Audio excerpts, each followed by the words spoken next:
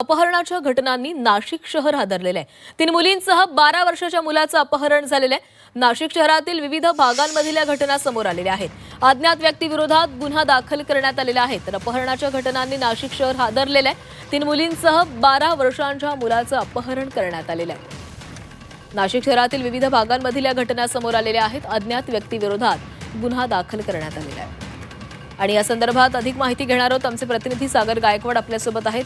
सागर, 3 मुली आणि एका 12 वर्षांच्या मुलाचं अपहरण झालेलं आहे। काय अधिकची माहिती यामध्ये प्राप्त झालेली आहे? नक्कीच खरं तर नाशिक शहरामध्ये 3 मुलींसह एका 12 वर्षाच्या मुलाचा अपहरणाचा गुन्हा दाखल झाला आहे।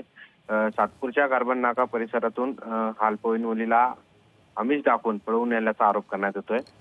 तर पाथर्डे गावातील मुलगी सुद्धा एक बेपत्ता आहे। या संदर्भात इंदिरानगर पोलीस ठाण्यामध्ये गुन्हा दाखल करण्यात आलाय।